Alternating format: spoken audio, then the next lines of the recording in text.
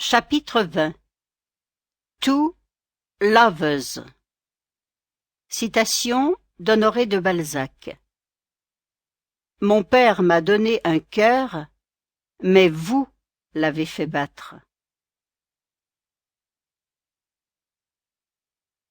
Lorsque Martin arriva à Sausalito, le soleil répandait ses derniers rayons sur le Pacifique, colorant le ciel et l'océan d'une fugitive couleur pourpre.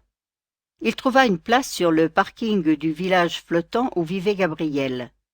Mélange hétéroclite et coloré de maisons sur pilotis et de bateaux, c'était l'un des endroits les plus insolites de Californie. La ville aux boat houses était devenue l'un des symboles de la contre-culture des années 60, lorsqu'une bande de hippies et de marginaux s'était approprié ce bout de terrain pour y construire un habitat à leur image, rafistolant de vieux rafiaux, aménageant des péniches et construisant des bicoques sur l'eau. Aujourd'hui, la cité s'était embourgeoisée. Relookée par des architectes à la mode, les habitations s'arrachaient à prix d'or.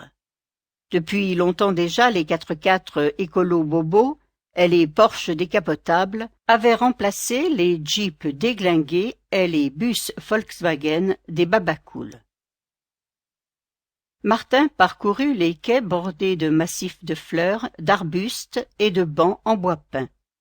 Beaucoup de maisons flottantes avaient de larges baies vitrées qui donnaient l'impression qu'on pouvait pénétrer dans l'intimité des gens. Deux vieux prenaient l'apéro sur leur terrasse en devisant sur la marche du monde. Un gamin terminait ses devoirs penché sur ses cahiers. Une ado s'éclatait seule dans sa chambre sur une chorégraphie de Britney. Un jeune couple glamour se balançait des amabilités. « Tu étais encore chez ta pétasse, c'est ça ?»« D'abord, Rita n'est pas une pétasse. »« Donc, tu étais chez elle. » Les gens, le temps, la vie. Martin reconnut la maison grâce à l'hydravion Cessna amarré près du petit ponton de bois commun à deux habitations mitoyennes. Il emprunta le quai d'embarcation jusqu'à la véranda et « Entre, c'est ouvert !» lui cria Gabriel à travers la fenêtre. Il poussa la porte et se retrouva directement dans le salon. L'endroit avait du charme et dégageait une vraie convivialité. Un gros bouquet d'orchidées multicolores égayait une pièce tapissée de lambris, tandis qu'une baie vitrée en arc de cercle laissait entrer la lumière déclinante du soir. « Tu es venu faire la paix ?» demanda-t-elle en l'accueillant. « En quelque sorte. Alors, bienvenue chez moi. » Il lui tendit une bouteille de vin. « Je cherchais un cadeau original. » Elle baissa les yeux et s'exclama. « Un Château Margaux 1961 ? Mais tu es fou ou quoi ?» « Je l'ai trouvé dans la cave secrète du Palace Hotel. »« Comment ça, trouvé ?»« Volé, précisa-t-il. »« Décidément, tu ne vaux pas mieux que lui. » Martin préféra ignorer la remarque, se contentant d'ajouter « Il paraît que c'est une année exceptionnelle. » Mais Gabriel refusa de se laisser entraîner sur ce terrain. « Je descends l'entreposer au cellier et j'irai la rapporter à l'hôtel à l'occasion. » Elle s'éclipsa quelques secondes, il fit semblant de s'offusquer. « Puisque c'est comme ça, je ne t'offrirai plus rien. »« Comment as-tu réussi à pénétrer dans leur cave ?» demanda-t-elle en revenant dans la pièce. « J'avais les plans. » Tu n'as pas laissé de traces compromettantes derrière toi, j'espère. Non, c'est l'avantage d'avoir été à bonne école. Elle l'invita à s'asseoir, mais il préféra rester debout. Tu m'aides à choisir ? demanda-t-elle en le conduisant vers l'étagère consacrée à la musique. Elle négligea l'iPod rose flashy posé sur son enceinte et l'incita à piocher dans la collection de vieux vinyles de sa mère. Martin se prêta au jeu et pendant quelques minutes ils retrouvèrent leur ancienne complicité, parcourant l'abondante discothèque et commentant les albums des artistes mythiques que Valentine avait achetés à l'époque. Janis Joplin, les Beatles, Pink Floyd, David Bowie, Johnny Mitchell.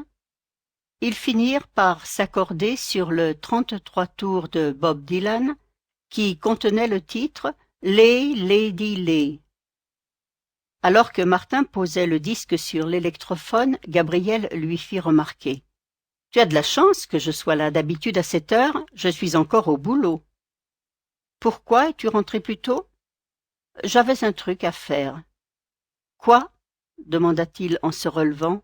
« Ça, » dit-elle en l'embrassant. Leurs souffles se mêlent, leurs lèvres se frôlent, leurs langues se cherchent et se provoquent. Elle lui effleure le visage, il lui caresse la nuque. Elle lui ôte sa veste, il lui déboutonne son jean. Elle le débarrasse de sa chemise qui tombe sur le parquet. Il soulève son pull, lui lèche les épaules, goûte sa peau. Elle remarque son tatouage qu'il n'avait pas autrefois. Il reconnaît son odeur et la confronte à ses souvenirs. Alors le temps déraille. Le passé contamine le présent. Et la peur refait surface. La peur. Enquistée dans le corps, tapie dans l'ombre de l'esprit. La peur qui prolifère. La peur qui n'a pas de limite. Et que seul l'amour peut vaincre. Au début, la peur infecte tout. Au début, la peur fait peur et donne envie de fuir. Malgré tout, leurs mains se joignent et leurs corps se plaquent l'un contre l'autre. Elle s'accroche à lui comme à un radeau. Il trouve la force de s'ancrer en elle. Elle réussit à se nouer à lui. Son regard cherche le sien. Il l'attire, s'arrête pour la contempler à la lueur des lumières du port. Son corps brille dans la nuit et éclaire son visage. Elle lui sourit, se veut rayonnante pour lui. Elle lui passe les mains dans les cheveux. Il laisse sa langue fureter sur sa poitrine. Alors, bien sûr, on peut réduire leur baiser à un échange de salive, à quelques grammes d'ivoire émaillé qui s'entrechoquent. Et pourtant, le temps d'un battement de cils, leur corps tremble et la peur reflue. Enveloppé dans les draps et les couvertures, Martin sortit le premier sur la terrasse. La nuit était tombée, mais il faisait encore bon dans cette ville pas comme les autres, protégée du vent du Pacifique et bénéficiant d'un étonnant microclimat qui transformait cette soirée d'hiver en veillée printanière. Silencieux, Martin regarda autour de lui. La véranda offrait une vue panoramique sur l'océan. Sur un autre quai, un vieux de la vieille du quartier venait de s'installer avec sa canne à pêche et son poste de radio. En écoutant l'ouverture de la Traviata, il jouait avec les mouettes rieuses dont les cris saccadés finissaient par faire partie de l'opéra. Un tintement de cristal le sortit de sa contemplation.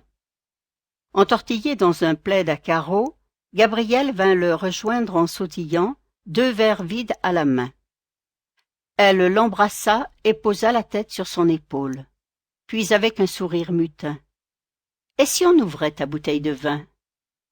Il la prit au mot. « Je vais la chercher. » Restée seule sur la véranda, elle sentit la chair de poule envahir son corps, tandis qu'une larme discrète coulait le long de sa joue.